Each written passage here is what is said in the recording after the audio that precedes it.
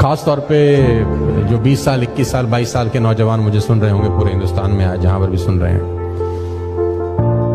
नोएडा के अंदर पिछले 4-5 महीने के अंदर 167 लोगों ने सुसाइड किया है। सिर्फ नोएडा की बात मैं आपसे कर रहा हूं। पूरे टीवी पे अगर आप देखेंगे तो वो 2-3 न्यूज चल रही हैं शायद, राइट।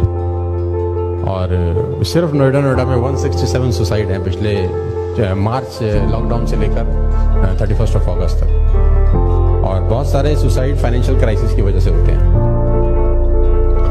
आप लोगों के पास जिम्मेदारी ये तो है ही है कि आप पैसा बनाए हैं, इसमें कोई बुराई नहीं है, लेकिन आपके पास बहुत बड़ी जिम्मेदारी है कि आप बहुत सारे लोगों का दरवाजा नॉक कर सकते हैं और उसको बोल सकते हैं कि टेंशन लेने की जरूरत नहीं है, हम तेरे को नेटवर्क मार्केटिंग का रूप में एक बहुत बड़ा करियर दे रहे हैं जहाँ पैसे की दिक्कत नहीं होगी। और वो अगर 2 महीना 3 महीना 4 महीना ईमानदारी से बिजनेस बिल्ड करता है तो एक बेटा अपने घर गया अपनी माँ के पास, उसने माँ को बोला आज एक दुविधा में हूँ माँ।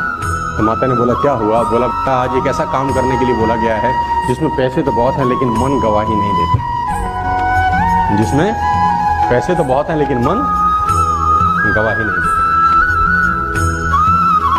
माँ ने बोला बेटा मैं इतनी पढ़ी लिखी तो हूं नहीं कि तुझे सलाह दे सकूं, लेकिन एक बात तो मैं जानती हूं कि रोज सुबह जब मैं तुझे घर में जगाने आती हूं ना तो बहुत आराम की नींद सो रहा होता है।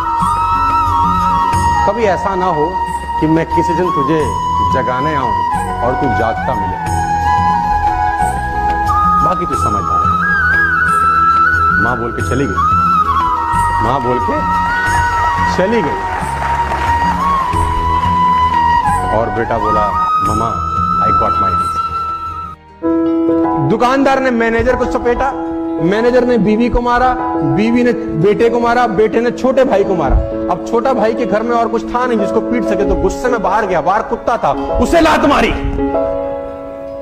अब कुत्ते को जब लात मारी कुत्ता भागा और उसने एक आदमी के पैर में काटा, और वो आदमी वही था जो दुकानदार जिसने मैनेजर को मारा। तो मैं आपको बता दूं, एक चांटा भी किसी को गलत मारा तो कर्म फल तो भोगना ही पड़ता है।